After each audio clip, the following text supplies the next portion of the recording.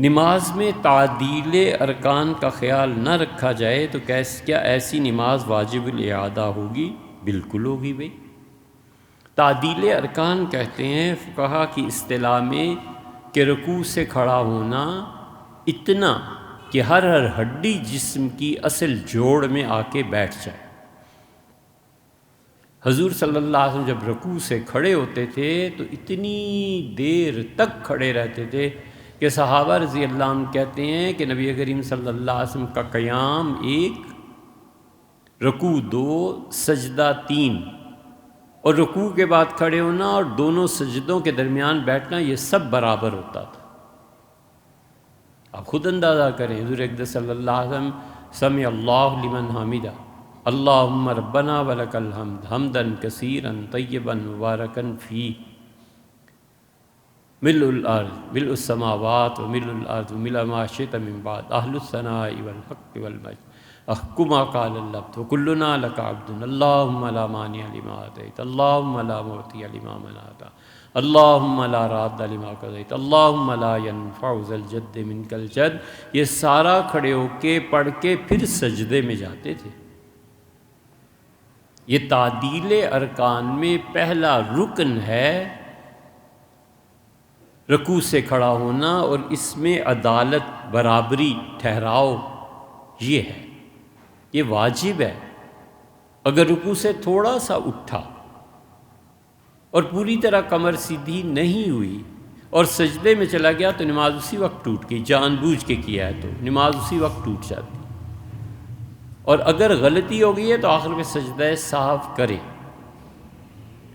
اس لیے جو نمازیں اس طرح پڑھتے ہیں نا، نماز ہی نہیں ہوتی۔ حضرت ابو حذیفہ رضی اللہ عنہ نے ایک کو دیکھا تھا کہ رکوع سے سیدھا کھڑا نہیں ہوا اور 2 سجدوں کے درمیان بیٹھا نہیں، تو آپ نے بلایا اور آپ نے فرمایا یہ کیا کیا ہے؟ اس نے کہا حضرت نماز پڑھی۔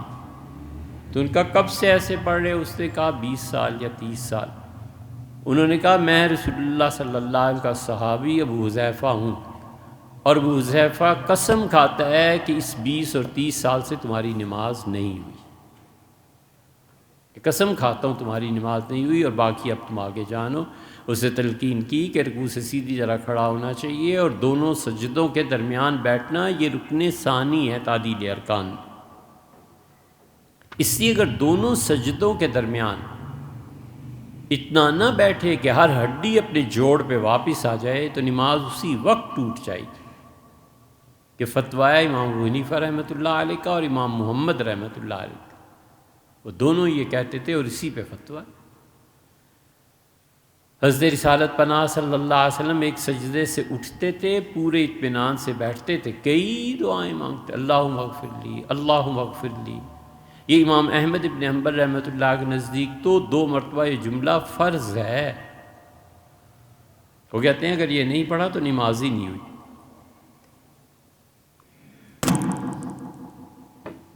اور رسول اللہ صلی اللہ علیہ وسلم اللہم اغفر لی ورحمنی واجبرنی بہت دعائیں مانگتے تھے۔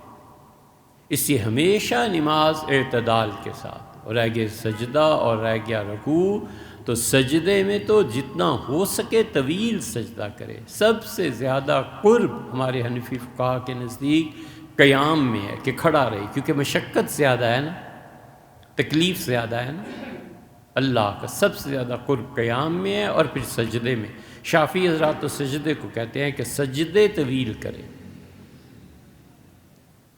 حضور صلی اللہ علیہ وسلم نے فرمایا تھا کس سے؟ حضرت ثوبان رضی اللہ عنہ سے، حضور صلی اللہ نہیں کعب سے فرمایا تھا، رسول اللہ صلی اللہ علیہ وسلم تہجد میں اٹھے اور وضو کے لیے، تو انہوں نے لوٹا وغیرہ پانی رکھنے میں پیش کیا اپنے آپ کو، تو حضور صلی اللہ علیہ وسلم صحیح لفظ بولیں تو اس دن نہ جانے کیا موڈ تھا، بہت خوش تھے، کوئی بات پیش آئی ہوگی، تو فرمایا مانگ، کیا مانگتا ہے؟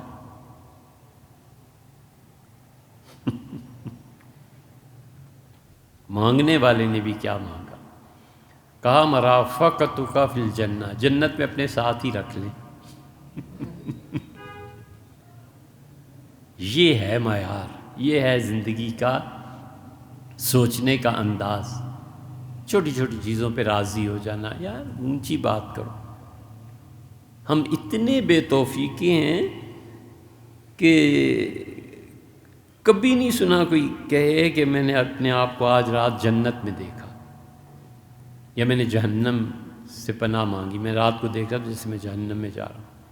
اس لیے کہ آخرت کے حقائق ہم بھولے ہوئے ہیں نا، باقی بہت کچھ دیکھتے ہیں، ہمارے خواب بھی بلند تر نہیں ہیں۔ مانگنے والے، اس نے کہا اللہ کے رسول جنت میں ساتھ رکھیں، تو حضور صلی اللہ علیہ وسلم عینی علی کثرت السجود، کثرت سے سجدے کیا کر، یا تو مراد تھی لمبے سجدے کر، یا یہ کہ بار بار سجدے کر۔ شاہ ولی اللہ رحمۃ اللہ علیہ کیا کہ میں حاضر ہوا تھا اور میں نے حضور صلی اللہ علیہ وسلم پوچھا تھا کہ اللہ کا قرب کیسے حاصل ہوتا ہے، تو رسول اللہ صلی اللہ علیہ وسلم سے فرمایا کہ لمبے سجدے کیا کرو، یہ سب سے بڑی چیز ہے جو تمہیں اللہ کے قریب کرے گی۔ تو اس لیے شاہ صاحب رحمۃ اللہ علیہ نے اپنے متعلق بھی یہی لکھا، اور خیر حدیث شریف میں تو آیا ہی ہے، آپ نے میں عینی علیہ، میری مدد کرنا، مطلب یہ کہ میں بھی اللہ سے درخواست کروں گا کہ اللہ اس کو جنت میں میرے ساتھ رکھ، تو اللہ کے سامنے میری دعا بھی ہوگی اور تمہارا عمل بھی ہوگا، تو انشاءاللہ یہ کام تمہارا ہو جائے گا۔